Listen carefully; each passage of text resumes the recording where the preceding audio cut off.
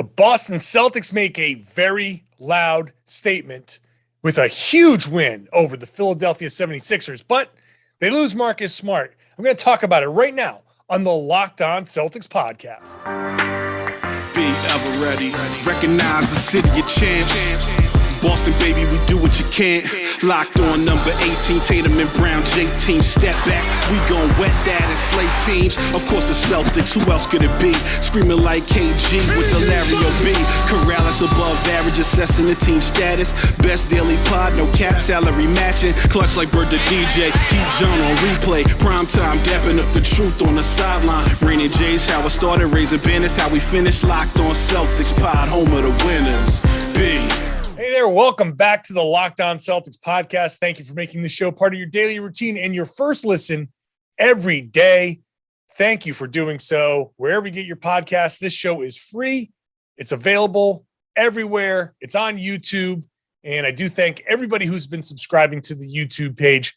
I am now 24 subscriptions away from that 4,000. I said I've wanted 4,000 to head into the All-Star break.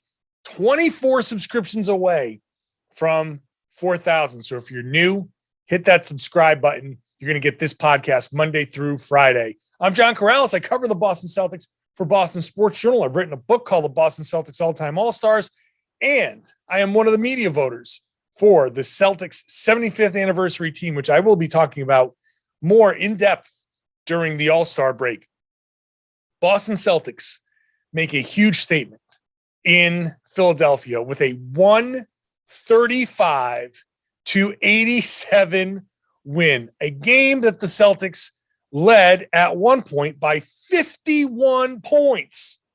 The Celtics walked in to the Wells Fargo Center and shut that crowd up. And if I've said this a million times, if you're new, when I was playing, and a lot of players feel this way, there's nothing like walking into an opposing arena, an opposing gym with loud fans and everybody hating you and everybody programmed to cheer and be as loud as possible, and to walk in there and to shut them up and to walk out of there with everyone in that arena just like, well, that is a great feeling. That sound of silence from the opposing crowd is just perfect. Ime Udoka said the same thing when he first took the job. He was talking about how much he loved quieting a crowd when he was a player. And I asked him directly after this game, said, do you have the same feeling as a coach? And he says, yes. And it was a great moment for him because he's like, yeah, absolutely. Walking into Wells Fargo. And if you're new to the podcast, I've also said this a bunch of times. Philadelphia on the road might be my favorite place to go watch a Celtics game.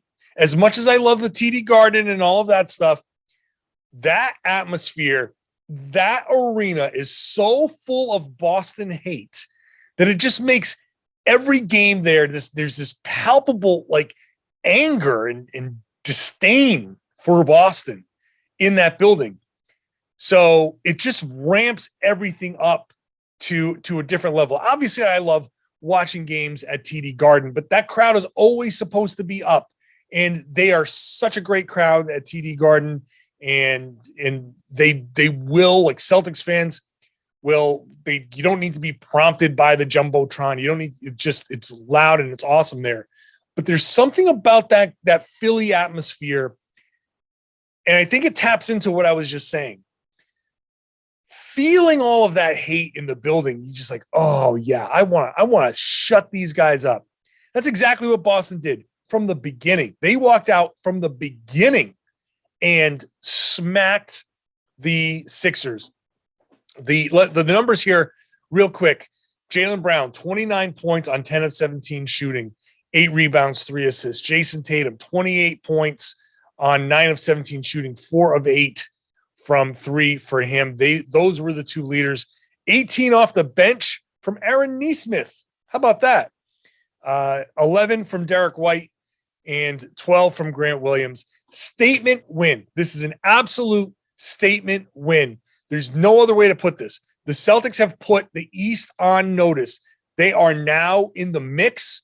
They are not that surprise. Oh, I wonder what's going on with them. Like, that team is gone. It's done. I've been trying to say that team has been gone and it's done for a little while, but people just wouldn't believe me because of the level of competition that they were playing. Now they've beaten Denver. Now they've beaten Atlanta. And now they walked into Philly with an MVP frontrunner in Joel Embiid, and they smacked the crap out of the Sixers. Now, do you believe what I'm saying? You should. Because what I've been saying is this team is playing differently. They're getting it. They're starting to play differently. Their defense has been out of this world. Let's look at the numbers here. East, best point differential now for the Boston Celtics by a full point. Their defense is ranked second in the NBA. Second in the NBA for the whole year. Less than half a point behind the Golden State Warriors. Since January 1st, Boston's defensive rating is 100.4. They're giving up 100.4 points per 100 possessions since January 1st. If you want to just do the winning streak, they're giving up 95.5 points per 100 possessions. And teams aren't getting 100 possessions. So in this winning streak, in these 9 games, the difference between first place Boston, the 95.5, and second is bigger than the distance between second and 27th. The distance between 1 and 2 is bigger than the distance between 2 and 27.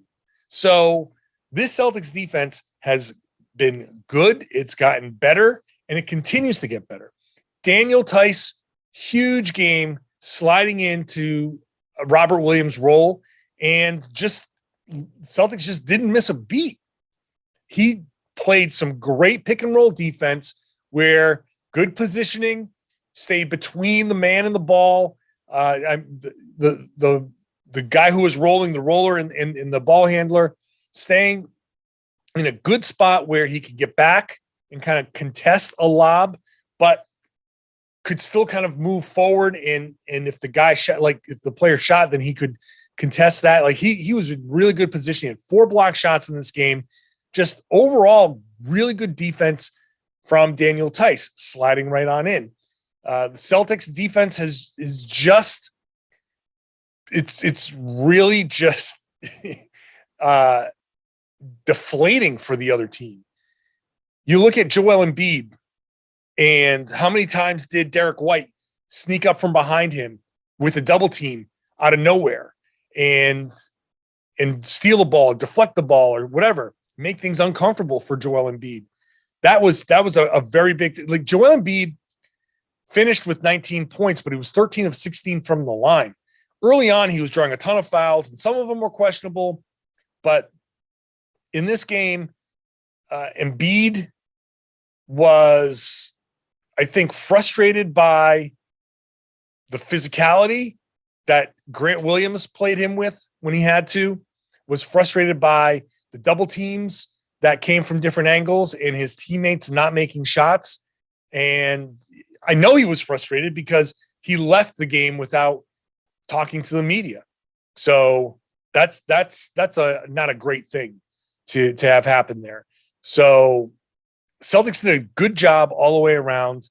And I think the East needs to be aware that the Celtics, it took them a while to get here. It took them a while. As I wrote on Boston Sports Journal, Clark Griswold would have gotten there faster, but they got here. And you play that little game of, well, if I told you before the season started that you'd go into the All-Star break potentially 3.5 or 3 games out of first place, and you would take it, right? And yeah, I would take that. How they got here is important, but more important is they are here. They recognize how they're playing. Jayson Tatum after the game was talking about the importance of pitching the ball ahead and getting good offensive possessions and putting pressure on the defense. And I'm like, oh my God, I've been saying this from the beginning. Stop walking the ball up the floor. Push the pace. Get up the floor. See it, probe the defense. It's basic stuff. And they're finally starting to embrace it. And I think some credit has to go to the coach. Ime Udoka challenged these guys to be better. And he compared it to like raising a kid. And sometimes you raise a kid and that kid doesn't want to do everything you say on the first time you say it. But after a while, the kid starts to realize like, oh, if I do it this way, it's actually better. The Celtics are moving the ball. Doc Rivers said it after the games, like the dribble penetration, the ball movement. This is a different team. They used to be much more ISO. Now it's a different team. The Celtics are now alone in sixth. They are a game behind Philly for fifth. They're a game and a half behind Milwaukee. Bucks and Sixers play Thursday. So if the Celtics win and beat the Detroit Pistons on Wednesday night, they're going to make up some ground somewhere here. 3.5 games out of first. And the rest of 23 games left. I don't think the Celtics are going to get into the top seed, but this is exactly where we thought they would be beginning the season, that they'd have a good defense, an offense that was and they'd be in a fight for that 4-5 game, potentially third, maybe as low as sixth, but 4-5 is right where we thought they would be. Guess where they are? Guess where they are? Statement made in this game. Now you got to go out and just beat Brooklyn. And Detroit. Got to go out there and beat Detroit. Brooklyn's been playing like Detroit. Maybe that's why I got confused. Much more on this coming up next. I'll continue this in just a minute. First, let's talk about PrizePicks, because if you're looking for a daily fantasy option for the NBA, you need to try this PrizePicks app, prizepicks.com. It's daily fantasy made easy. I've had a lot of people come up to me and said, hey, I've tried this out and I love it. So super simple to do. You pick 2 to 5 players and an over-under on their projections, and you can win up to 10 times on any entry. And the thing is, this is the real fun part. You versus the projected numbers. Not you versus a bunch of experts. Not you versus somebody who can afford a supercomputer or a bunch of computers and can calculate algorithms and stuff. No, you and the numbers.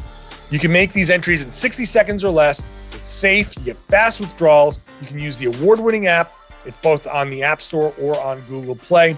And any prop you can think of, really, points scored, rebounds, steals. It even allows mixed sport entries. So you used to be able to do with football, but now you can do like college basketball. You can do NBA and college basketball, soccer, MMA. You can mix and match. It's really up to you. It's really customizable. For a limited time, PrizePicks has an exclusive no-brainer of an offer for all Locked On Celtics users. You get $50 free if a player in your first PrizePicks entry scores a single point. Got to use the code NBA, and you get, basically, they're giving you money. They're giving money away. It's an exclusive offer for Locked On Celtics fans. Sign up today. Use the promo code NBA for $50 free. It's if a player in your first PrizePicks entry scores a single point. Go check it out, prizepicks.com, or download the app. Hey, thanks for making Locked On Celtics your first listen every day. Why not make Locked On Now your second listen? Locked On Now is a great recap of the night in the NBA. Go to the Locked On NBA YouTube page or wherever you get your podcast. Basically, each side, each team records a couple-minute reaction, so you can get 2 minutes from me and 2 minutes from whatever teams are playing. You get both sides of the story for most of these games. So go check it out. It's a great recap of the night in the NBA. Let's then dive a little bit deeper in this game, because the Celtics came out really, really strong. 16-4 run to start the game. Joel Embiid was living at the line. But I thought even him fighting through and drawing those fouls was wearing him down. I think the combination of the Celtics defense and the ineptitude on the Philly side kind of wore him out. And in the third quarter, when the Celtics came out and really scorched them in the third quarter, Joel was done. He was just never going to do anything much after that. Marcus Smart did turn his ankle in the second quarter, and this doesn't look good. Ime Udoka says he rolled the ankle pretty bad. He stepped on Joel's foot, was limping noticeably. We'll check him out, see how he feels. Didn't look very good walking out, but we'll see. So it didn't look good. I would not expect Marcus Smart in the game against Detroit. I don't think you need Marcus Smart to beat Detroit. If you do, then they're going to negate a lot of what I'm saying. I mean, I guess I'm putting myself a little bit out there on a limb because I'm saying the Celtics are back. The Celtics are this is the team that we thought they were going to be. They've made this statement. This is it. This is the team that I was looking at. This is the team that I was looking for. And I said, okay, when it's operating at its best, this is what it can do. Now they are, I think, on such a roll right now. They're going for 10 wins in a row, which no one expected 9 or 10 wins in a row. But I did expect 5 or 6 somewhere here. And I did expect them to make a move. I always expected them to be in that middle of the Eastern Conference pack. So I hope that they don't go out and lose to the Pistons. They seem to be getting it, and they seem to be understanding the right mentality to have. And this notion of go out there and play your best every game and don't, it started with that nameless, faceless opponent thing that Ime was bringing up, that don't look at the Orlandos and the New Orleans and those teams in front of you. That's just, you're playing live. You're playing a live opponent. Go out there and just play your best. Do what you do best. So hopefully that continues into Detroit. So they won't have Smart. I doubt they'll have Smart. I guess nothing official has been named yet, but I don't expect Smart to play in that game. They do have a week of the All-Star break to let him rest that ankle, and hopefully it's not too bad. But if there's a silver lining, it's if there is a need to miss games, at least this week of the All-Star break is allowing for a little bit of a break. You come back from the All-Star break, you play Brooklyn on the 24th. Are they going to be whole? Or are they going to still be missing? They're at Brooklyn, so no Kyrie unless the New York guidelines change. And at that point, maybe still no Durant. So that's a break.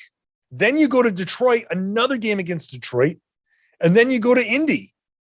And that's if you're gonna have to deal without Marcus Smart, let's just say for a week or two, you got the All-Star break and potentially 3 easy-ish opponents.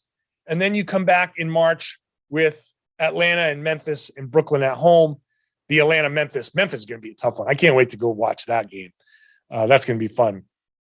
March becomes a little bit tougher, but if it takes just a couple of weeks to get Smart back, and hopefully not much longer than that, depending, I'm just kind of like looking at worst case scenario.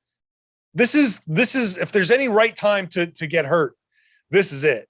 So, and maybe you hold out Robert Williams against Detroit and you let Tice kind of work his way in, and hopefully Cornette and those other guys can carry you through. So the Celtics are in a good spot. So back to the game here, where there was a key moment. The key moment in this game was in the second quarter. The Sixers made a 10-0 run, and this is 2.5 minutes to go in the second quarter, and there's a little grumble, a little like, Celtics were up by 27, cruising, and here come the Sixers. All right, a little bit of a run, 10-0 run, 2.5 minutes to go, 17-point lead, little bit of a danger zone. In the past, at their worst, prior to this winning streak, This is where things would go wrong, right? In the December run, the Celtics being up 27 in the second quarter is not out of the ordinary for this Boston Celtics team. But a 10-0 run would have gotten to what? Say it along with me. Take a guess. What's your guess? 15-0? 16-4? 20-2? Somewhere in that range. Did I get one of them? That second quarter run in the past would have gotten this lead for sure, single digits by halftime. Instead, over that last 2:26, Ime calls a timeout, 11-1 run. If you notice, a lot of times after these timeouts, the Celtics do respond. Ime challenges these guys, and they respond. 11-1 run. They go back up 27 into the halftime. And then what's the other element that the Celtics in the past would have done? Not only would they have let this thing get into single digits, there would have been a third quarter, like 10-2 run, and it would have been a tie game early, like with 9 minutes to go in the third quarter. And then it would have been a dogfight after that. What did the Celtics do in the third quarter? 16-6 start to the third quarter. That's your ball game right there. So early run, great. Celtics were hot. That's fine. Celtics were moving the ball, get a couple of lucky bounces, a misfire pass that Marcus Smart ends up turning into a fast break layup. Those things are starting to go right. The luck is starting to turn around a little bit. But that type of stuff, that type of game there is the second quarter, that end of second quarter. That's where this Celtics team has really responded. This is not something that this team would have done a couple of weeks ago, and now they're doing it. The mental toughness, listening to the coach, responding, understanding what it takes, and doing it. Going to come back, going to talk about this defense. This defense is something else, and this is where the Celtics really have a strong chance to do something special. First, BetOnline has you covered for everything when it comes to laying a couple of bucks down. Football is over, but basketball, we're right in the thick of things. Celtics, obviously, I'm rooting for Providence College. I think they had a tough game while the Celtics game was going on, but they are right in the thick of things. You can bet on basketball, pro and college hoops. For all the latest odds, totals, player performance, props, where to find out where the next fired coach is going to land. BetOnline.net is the number one spot for all your sports betting needs. BetOnline remains the best spot for all your scores, podcasts, news this season. BetOnline is also your source: hockey, basketball, boxing, UFC, Olympic coverage. So head on over to the website today or use your mobile device to learn about the trends in action. BetOnline, where the game starts. Please gamble responsibly. Hey, thanks for making Locked On Celtics your first listen every day. How about Locked On Bets, your second listen? Just told you about BetOnline. Check out Locked On Bets. Your boy Q, Lee Sterling, they'll give you some good advice. You can take that advice over to BetOnline, and maybe it'll help you win a couple of bucks. So check out Locked On Bets wherever you get your podcast. One thing that I loved about Jayson Tatum's game, and Jaylen Brown too, but Jayson especially, there was a point there where when Embiid was off the floor, so at the beginning, this game started out with the Celtics coming out, shooting well from three. The shots were falling, right? A little bit of a course correction over the course of this season now. Celtics, the shots are starting to fall. The percentages are starting to tick upwards. Again, in the past, we're comparing like December to February here, but Jayson Tatum comes out, hits a couple of three-pointers. What's Jayson Tatum normally do? What has he done this season? Relies on those three-pointers. You're going to get a 12 three-pointer game in this one. Nope. Once Embiid goes off the floor, Tatum starts attacking. And that was really great to see. And the Celtics as a whole started attacking. You knew that Embiid was going to have to come off the floor at some point. And when he did, the Celtics took it right to the hole. They attacked. They got to the line. It was really great to see. And another thing I love to see was them attacking and really going at him when he was in the game. And they actually got to the rim a little bit. Hopefully that carries over. My biggest fear has always been, how do the Celtics respond when they're facing a shot blocker? And in this one, I think they responded well. And then later in the game, especially when the game was kind of a little out of hand and they could just attack a little bit more and without real consequence, they still were able to draw Embiid away and they finished at the rim still. So that was super, super important.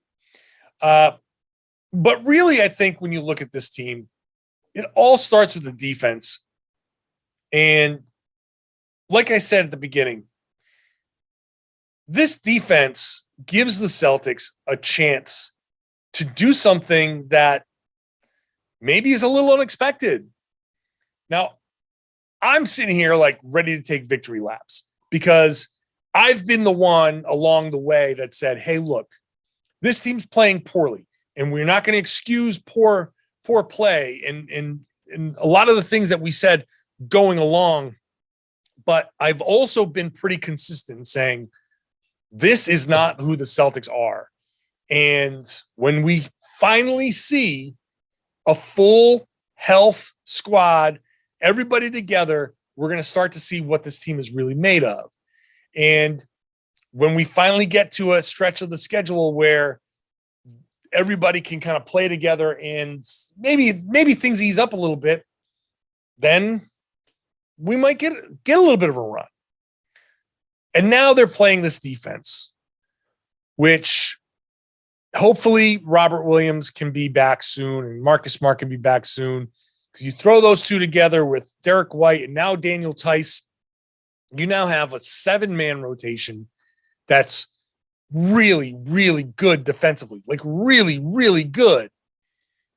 And if the Celtics are able to turn the defense into offense and not have to rely on half court, spot up, all of that other stuff, then this team has a chance to surprise somebody. We've talked about how the lack of shooting has hurt the Celtics. And in the half court, it certainly hurts. It certainly hurts because the lack of spacing clogs things up. It makes Tatum and Brown settle a little bit. And if all you're doing is playing half court offense, then you're going to have issues. This team's going to have issues in the half court. So how do you turn that into some sort of viable offense? You get stops and you run off of rebounds. And Tatum, after the game, talked about pitching it ahead. And in fact, I'll read you the quote. He says, I do think that even simple stuff like myself or someone getting the rebound, just kicking the ball ahead, I think we've emphasized that a lot. Even if it doesn't always lead to transition or fast break, just kick the ball ahead, put a little pressure on the defense, and then we get set. I think something as small as that, that everyone has bought into, taught us to play with more pace, and everyone can just be a little bit more involved. And as I said before, like I hear this quote and it's like, oh my God, thank you for realizing this. But this is what the defense to offense does. Okay. You get a rebound, you turn and you look up. Whoever grabs the rebound, and Tatum grabs a lot of rebounds because the Celtics switch a lot. So what ends up happening is your guards and your wings end up being closer to the rim a lot of times because you're switching. And if your bigs are out there in the perimeter, then smalls are going to try to want to shoot, shoot threes or take them off the dribble and whatever. You're going to have guards and wings in there rebounding. So if your guards and wings are in there rebounding, there's a tendency to just grab it and go, but you can grab and go, but then look up and see who's streaking up the wings, who's just ahead of you. Did you get it? If you're Jayson Tatum and you get it and Marcus Smart is 10 feet ahead of you, are you going to pass it to him, or are you going to just dribble it up yourself? Or are you just going to be like, oh, I'm going to walk this up. Let's just get ourselves together. Let's run a play. Like, no, get that ball up to Smart, and then Smart's going to turn and get it up to whomever is up ahead of him. And let's see. You got 24 seconds on the shot clock. You get that rebound, you're at 24. Look up. If you pass the ball from the restricted area to the hash mark, that takes a second. And then from there to the other hash mark, that takes a second. You can get a second and a half. You can get that over half court and still have 21 seconds on the shot clock, 22 seconds on the shot clock, and be over half court. And then did the other team get back? Okay, if they did, then you pull it out. All right, let's get set. Good defense. You got back. No problem. You're still in the exact same spot than if you walked up the floor. But if you push it up there and all of a sudden, I don't know, Jaylen Brown is up ahead and a big is in front of him. He's like, oh, well, let me, inside out dribble this guy, get him off balance, and then go by him. And then if somebody else is running the floor while the guy who has the mismatch on the wing is being like, everybody's flocking to him like, oh, we got to help this person. Someone else is cutting behind and it's an easy basket. You put up the points however you can. And then in the half court, you deal with it. But if you can put up those points and stop the other team from scoring, now your defense has created offense and stopped the other team's offense. This defense is good enough to give them a chance against just about anybody. And if you go up against Philly, that would be an interesting series. If the Celtics face the Sixers, that would be an interesting series. Al Horford could defend Joel Embiid to some level, and then all of the digging and doubling that you saw, the Celtics have a chance in a series like that. Throw Harden into that mix, and it would be very difficult, but the Celtics have a chance. That's what this defense does. Without even adding the buyout guys and with getting a little bit of production from the bench guys, this defense is elite. This defense is playing at a super, super high level. It's connected. They're communicating. It's exactly what we had hoped for. It's exactly what Ime Udoka was looking for. They're figuring it out. And this defense that we saw against Philly, kicking it ahead and creating offense, mix in some shot making, some shots actually falling, and you got a recipe for a 50-point win. So much more to talk about with this, but the Celtics do play the Detroit Pistons on Wednesday. So I will be talking about the Pistons game after that, and then we'll wrap up the week going back and picking through some of the extraneous stuff that I didn't talk about in the Philly and Detroit games, because keeping it to about half an hour or so on the podcast. We'll wrap it up with kind of like a recap of both games and some of the things that kind of fell through the cracks. Hopefully the Celtics are able to get past Detroit without needing much from Smart or Tatum or Brown or anything like that. I guess when you look at the final statistics, the best statistic is that no one on the Celtics played more than 30 minutes a game in this game, which is great. So hopefully Marcus Smart is okay and the Celtics defense can be okay moving forward. I hope you are okay with subscribing. Subscribe to the podcast. Really looking for people to subscribe to the YouTube page. Again, I'm about 20, probably a little bit less by the time you get there, but 20 or so subscribers short of 4,000. My goal was 4,000 by the All-Star break. Can we get to 4,000 by the time the Celtics hopefully beat the Detroit Pistons? Can you help me out? If you are a regular subscriber, you can do that by sharing the podcast, telling your friends, telling everybody that they should be listening to and watching the Locked On Celtics podcast here on the Locked On Podcast Network.